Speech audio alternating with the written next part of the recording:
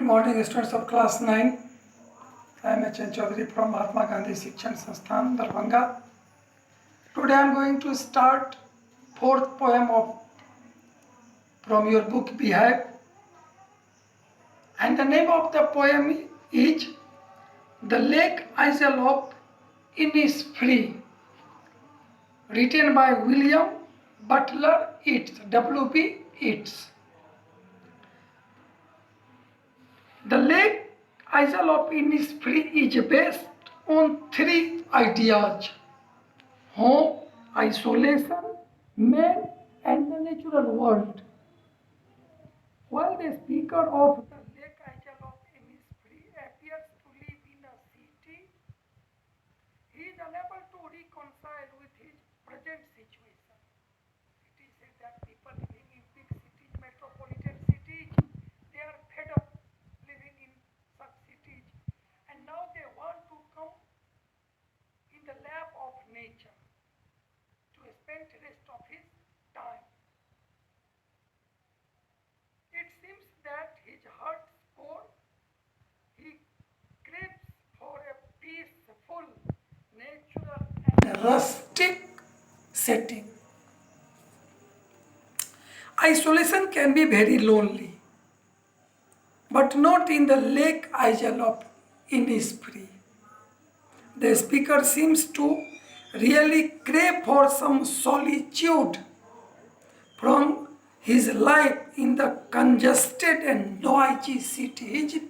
He is fed up to live in noisy and congested city.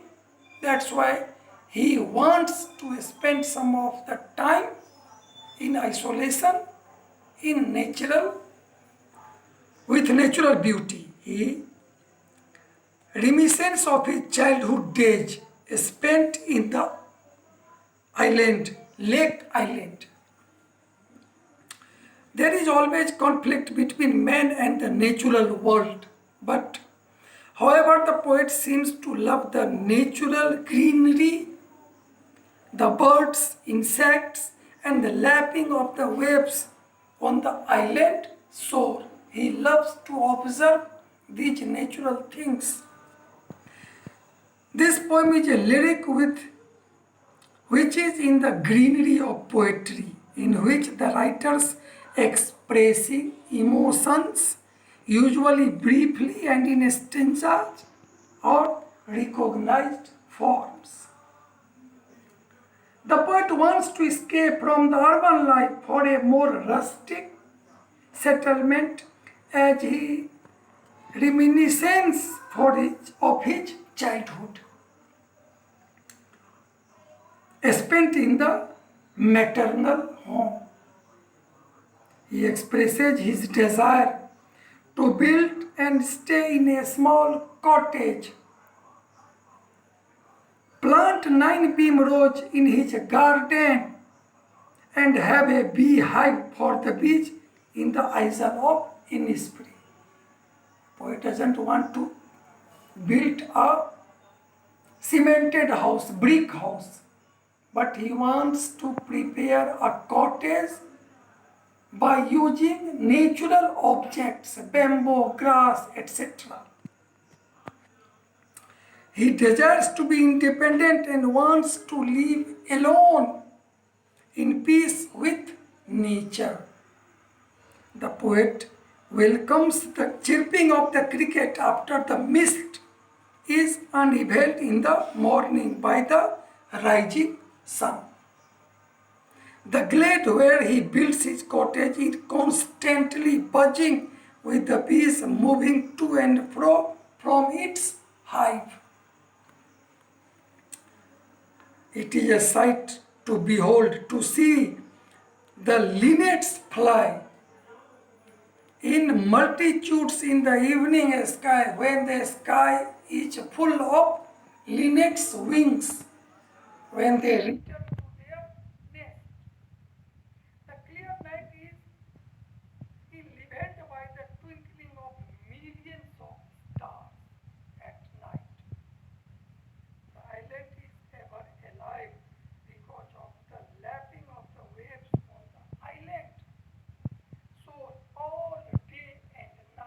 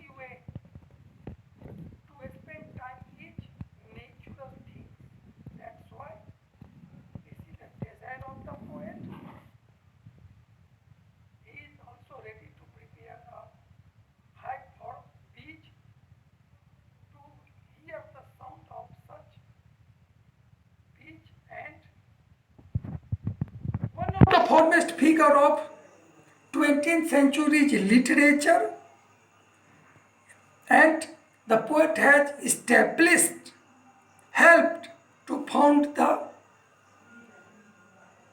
beautiful things that are present in nature. So in such way, W.B. Yeats has described the beautiful things of nature to spend some time, and with the help of this poem he has also portrayed, given us the live description of natural things. Thanking all of you. Have a nice day. Tomorrow I will start the text. Thank you.